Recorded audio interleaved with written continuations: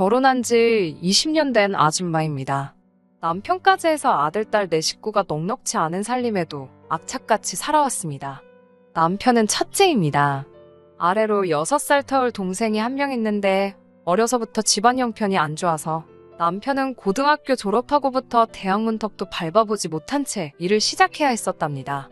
그래도 남편이 일을 시작하게 되면서 집안에도 어느 정도 여유가 생겨서 동생만큼은 지원을 많이 받을 수 있었다네요. 그래서 남편 가보지 못한 대학도 다녀왔고 괜찮은 직장에 취직할 수도 있었답니다.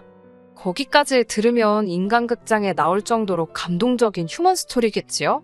하지만 참 안타까운 것은 오히려 시댁에서 지원은 변변찮은 스펙의 남편보다 남편 덕분에 대학까지 가게 된 도련님이 소위들 말하는 몰빵을 받게 되었다네요.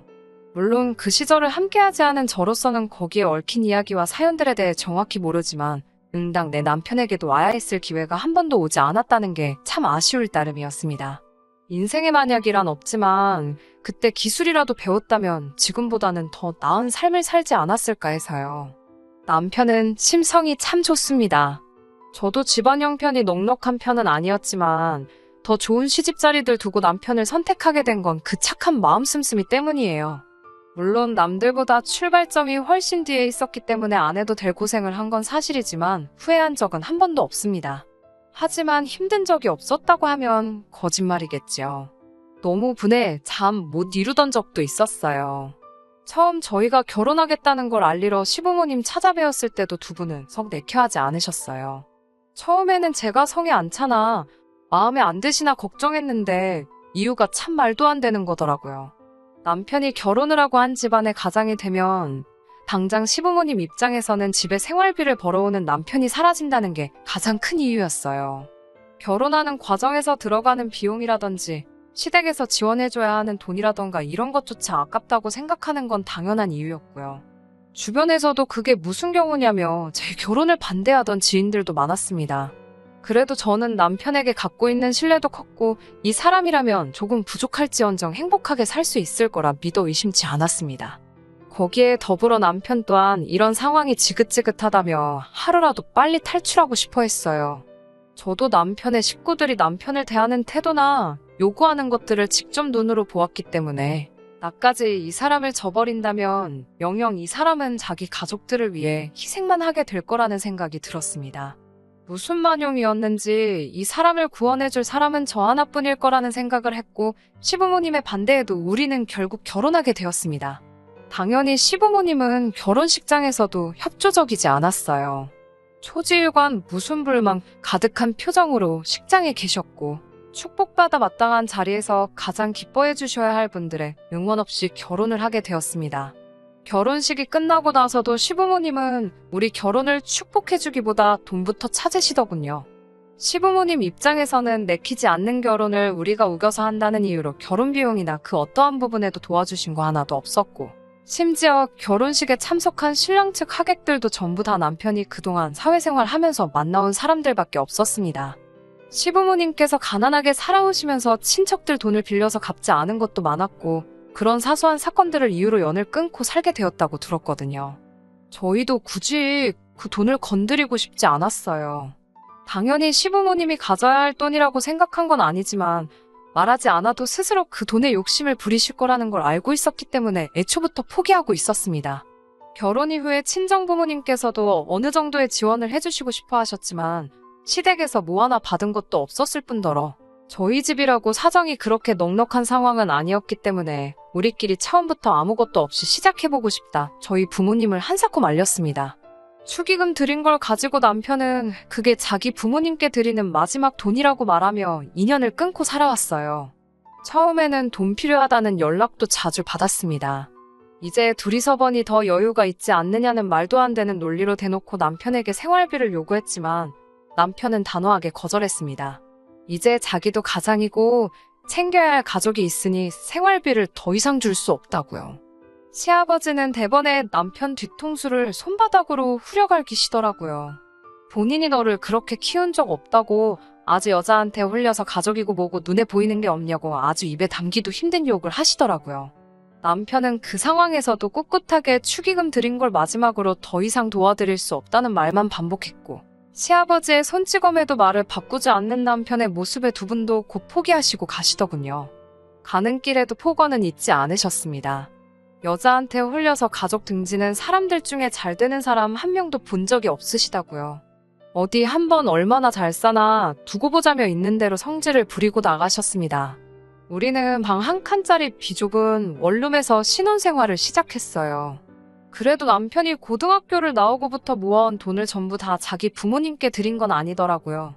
그 와중에도 자기 미래를 위해서 조금씩 저축해온 돈이 있었기 때문에 제가 모아온 돈과 약간의 대출을 합쳐 전세로 신혼집을 시작할 수 있었습니다.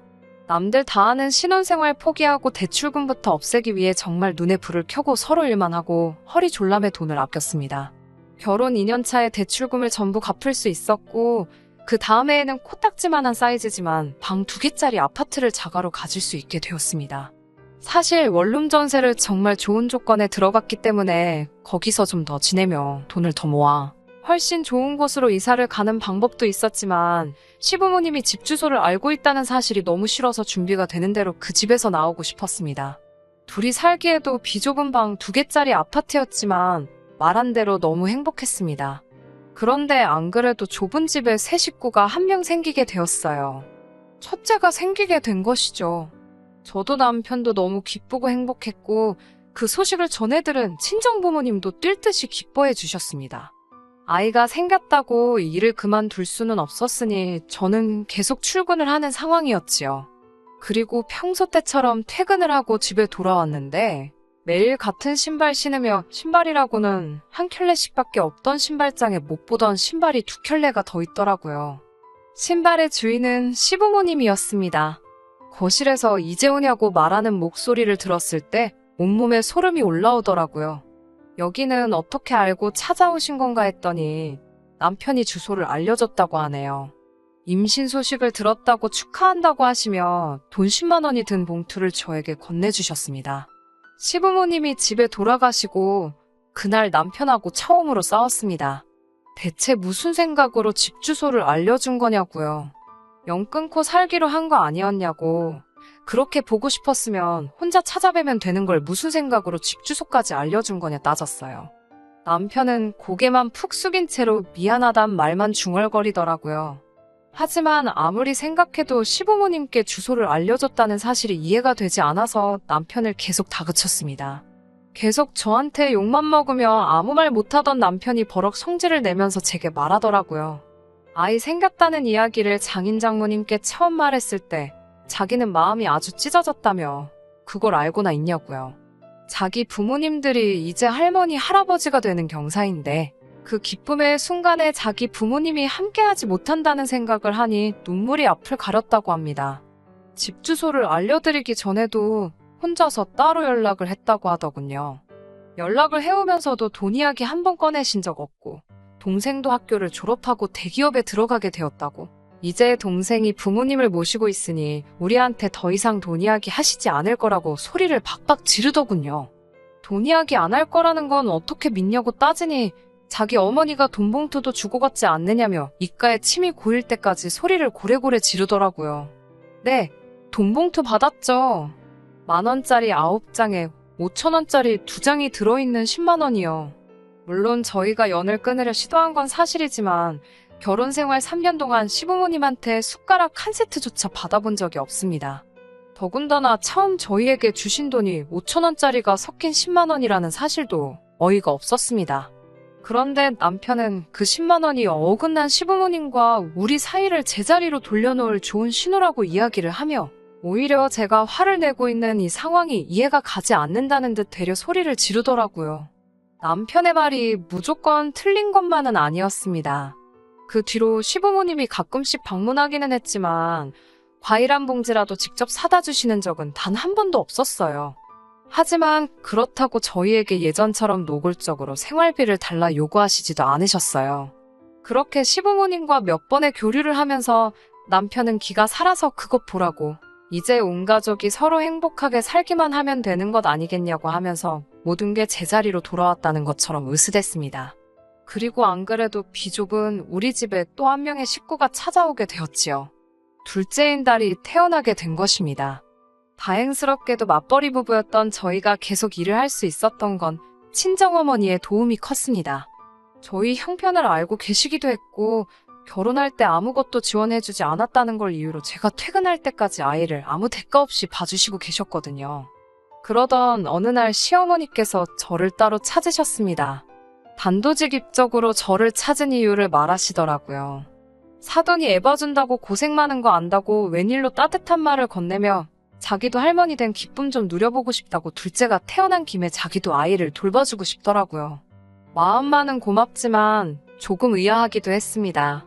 왜냐하면 3살 된 아들은 손이 많이 가니 싫고 갓난쟁이인 딸아이를 자기가 맡아주고 싶다고, 아들은 친정어머니가 계속 보게 하고 갓난쟁이만 제가 출근하는 길에 시부모님 집에 내려주고 가라고 하시더라고요. 친정어머니가 집으로까지 와주셔서 아이들을 돌봐주시는데 그러실 필요 없다고, 아이가 정 보고 싶으시면 그냥 집에 오시면 된다고 하니 불편하게 사돈하고 어떻게 한 집에 같이 있느냐고 그건 싫다고 하더라고요. 그래서 저도 굳이 그렇게까지 해서 아이를 어머님께 맡겨야 할 이유를 모르겠다고, 시댁하고도 거리가 가까운 편도 아니고 회사를 가는 길에 내려놓고 가면 저도 길을 돌아가야 하기 때문에 출근하는 데만도 빠듯해서 안 되겠다고 했더니 갑자기 저에게 언성을 높이는 게 아니겠어요. 그저 시애미가 하는 일이라면 거절부터 하고 본다고 하면서 니네 엄마한테 돈을 얼마를 주길래 시모가 애 봐준다는데도 싫다고 하는 거냐고 소리를 지르시더군요. 시어머니가 아이를 봐준다는 목적은 하나였어요. 할머니 된 기쁨을 누리고 싶은 게 아니라 아이를 돌봐준다는 명목으로 우리한테서 돈을 받아가기 위함이었던 거죠. 그 와중에도 아이 둘 다 봐주는 건 힘들 거라고 생각한 건지 갓난쟁이인 딸아이만 봐주고 싶다고 하는 거였고요. 그러면서 제가 지금 친정에다가 돈을 빼돌리고 있다고 말하니 어이가 없더군요. 이제서야 본성을 드러내나 싶어서 친정어머니는 대가 없이 저를 위해 아이 돌봐주고 계시는 거라고, 돈 때문에 하고 계시는 거 아니라고 한마디 했죠. 시어머니는 입에 침이나 바르고 거짓말을 하라고 말하고 믿을 생각도 안 하셨고요. 아무튼 아이는 어머님께 맡길 생각 없고 봐주신다고 해도 돈을 드릴 여유도 없다고 말했습니다. 시어머니는 아직도 본성이 안 바뀌었다며 혀를 차시고 저도 더 길게 이야기하기 싫어서 자리 박차고 나왔습니다. 그날 저녁에 남편하고 싸운 건 두말 할 것도 없고요. 정말 두 아이 태어났을 때까지 남편과 싸운 일이 손에 꼽았는데 2번 다 시부모님이 연관된 일이었네요. 하지만 보라고 결국에는 또 우리에게 돈을 요구하신 거 아니냐 따졌더니 남편은 그게 어딜 봐서 돈을 달라고 하신 거냐, 그건 돈을 달라고 한 게 아니고 정당한 대가를 요구한 거라 고집을 부리더라고요. 당연히 자기 엄마 입장에서는 우리가 친정에 돈을 주고 있는 걸로 충분히 오해할 수 있는 상황이지 않냐고 잘 이해할 수 있게 설명을 드렸어야지, 그저 시자 들어가는 자기 부모님 일이라면 매번 그렇게 불만을 갖고 들으니 좋게 들릴 수 있겠냐고 하더라고요. 그렇게 남편하고 대판 싸우고 냉전을 하고 있던 와중에 시어머니가 저에게 노골적으로 아이를 봐줄 테니 돈을 달라고 요구한 이유를 알게 되었습니다. 그건 바로 도련님 때문이었어요. 이제 장가갈 준비를 하던 도련님을 위해 한 푼이라도 더 돈을 지원해주고 싶으셨던 거죠.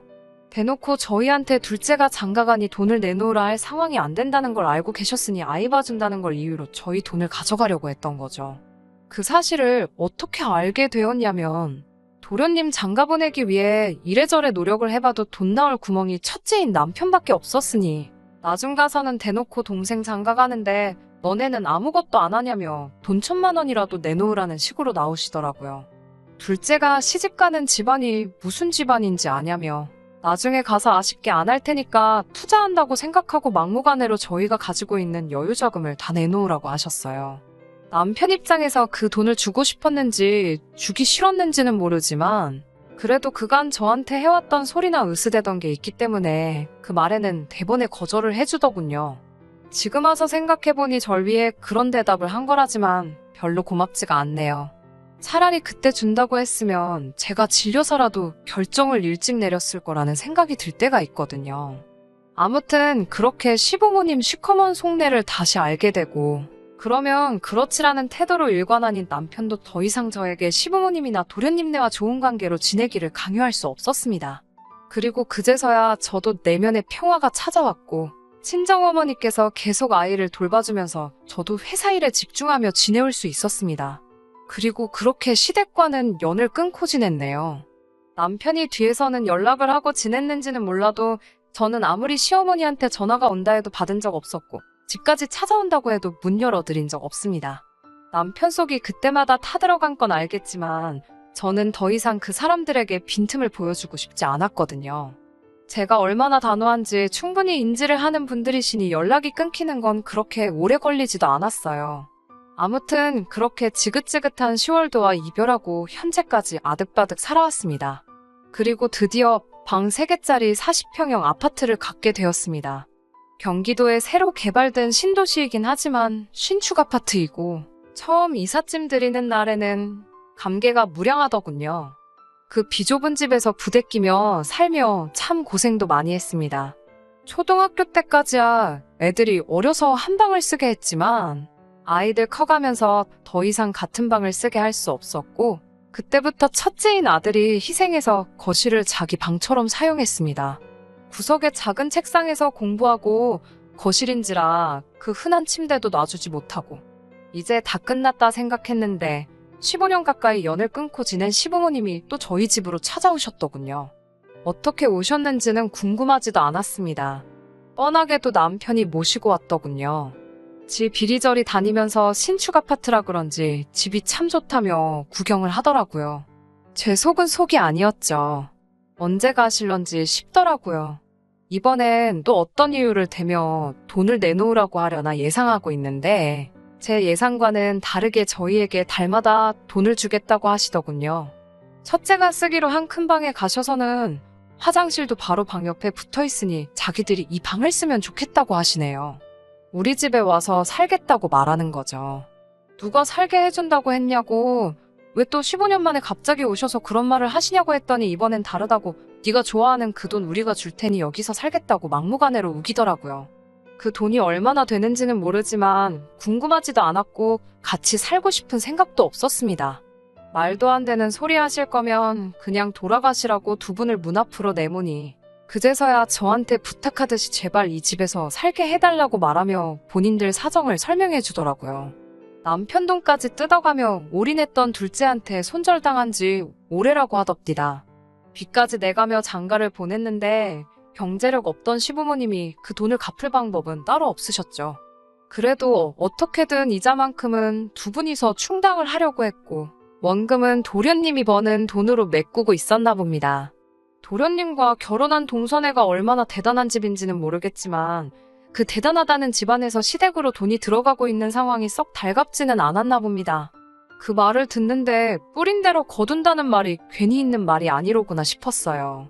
친정어머니가 아이 돌봐줄 때 거기에 돈을 얼마를 주는 거냐며 성질 뻑뻑 내던 시어머니 모습이 스쳐 지나가더라고요. 아무튼 도련님이 어떻게든 무마할 수 있는 단계를 지나고 나니 시댁으로 돈 빼돌리고 있다는 걸 이유로 더 이상 몰래몰래 시부모에게 지원을 해준다면 이혼하겠다는 이야기까지 나왔나 봅니다. 너무하다고 생각할 수도 있지만 그쪽 입장에서도 남자가 해온 집 때문에 딸을 믿고 보낸 건가 본데? 막상 결혼하고 나니 그게 전부 다 빚더미고 그 돈을 갚아야 하는 게 자식들이다 보니 그쪽에서는 사기 결혼했다 싶은 마음도 있었을 테니 이해가 가더라고요. 그리고 그렇게 몰빵했던 둘째에게 손절당한 시부모는 마지막까지 본인들이 살고 있는 집까지 정리해서 남은 빚을 갚아줬고 남은 돈 얼마 되지 않는 거 들고 나와서 그 돈을 우리한테 줄 테니 방 하나를 내놓으라는 식으로 찾아온 거지요.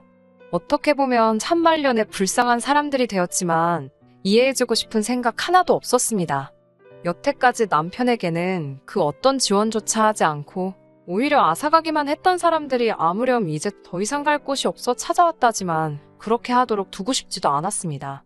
하지만 슬프게도 남편은 저와 같은 생각이 아니더라고요. 결혼 생활 20년간 3년 남짓한 시간을 제외하고 연을 끊고 살아왔지만서도 자기 부모를 저버릴 수 없었나 보더라고요. 시부모님 두 분이 처음으로 저한테 굽신대며 돌아가신 그날 밤 남편은 어떻게는 저를 설득하려고 하더군요. 10몇 년의 시간 동안 얼굴 한번 안 보고 살지 않았느냐. 20년 되는 세월 동안 날 위해 부모 등지고 살았으니 남편 도리는 충분히 다 한 것 같다고 이제는 자기가 자식된 도리를 하게 해달라 하더라고요. 그렇게 못한다면 어떻게 할 것이냐 물었더니 그러면 이혼을 해달라고 하더군요. 어처구니가 없었어요. 저는 평생을 빼앗기기만 하던 남편을 위해 이 한 몸 다 바쳐서 희생했고 이 사람도 그걸 알고 있을 거라 생각했는데 이 사람은 자기가 저를 위해 여태껏 희생해왔다는 논리를 펼치고 있었으니까요. 마지막 남은 기대에 합가는 절대 할 생각 없고 차라리 시부모님 얼마 안 되는 남아있는 돈에 합쳐서 월세방을 구해주고 일정의 생활비를 주는 게 어떻겠냐는 제안까지 했습니다. 남편은 애써 힘든 길을 선택했습니다. 끝까지 시부모님을 모실 생각이 없다면 이혼을 하겠다고요. 이혼은 협의에 따라 진행되었습니다. 양육권과 아파트는 제가 가져가고 통장에 있는 돈 일부를 남편이 가져가는 걸로 이혼을 하게 되었습니다. 정말 속상하고 답답했는데 이혼 후에 또 어이없는 일이 발생하고 말았네요. 제 명의의 아파트를 가지고 재산분할 청구 소송이 들어왔네요. 끝까지 욕심을 버리지 않는 시부모님을 용서할 수가 없었습니다. 남편까지 잃은 상황에 압박에 남지 않은 저를 너무 우습게 본 처사였어요. 저는 그 길로 시부모님을 파탄에 대한 유책사유자로 위자료 청구 소송을 진행했고 남편에게는 따로 양육비 청구 소송을 걸었습니다. 아이들이 성인이 될 때까지 남편은 양육비를 지급해야 했고 시부모님은 얼마 남지 않은 가지고 나온 돈마저도 저에게 위자료로 지급을 해야 했습니다. 남편이 시부모님을 이끌고 와 제 앞에서 빌더군요. 이렇게는 앞으로 살아갈 수 없다고 제발 선처해달라고요. 남편만 보면 어떻게 좋게 넘어갈 수 있다는 생각이 들면서도 언제 또 뒤통수를 칠지 모르는 사람들에게 좋게 넘어가고 싶은 생각은 없었습니다. 제 바짓가랑이를 붙잡고 미안하다 사과했지만 제 마음 바꿀 생각 없다고 그 사람들 전부 내쫓아버렸어요. 결국 이렇게 20년의 제 결혼 생활은 끝이 나게 되었고 남편과는 영영남이 되고 말았어요. 행복한 노후를 기대했던 게 저의 욕심이었을까요? 아이들한테는 제가 피도 눈물도 없는 엄마처럼 보일지도 모르겠습니다. 그래도 이제 제 남은 시간 저와 아이들의 행복을 위해서만 살아야겠습니다. 끝까지 들어주셔서 감사합니다. 오늘의 사연은 여기까지입니다. 구독과 좋아요, 알람 설정 부탁드리고 더 좋은 사연으로 다시 찾아뵙겠습니다. 감사합니다.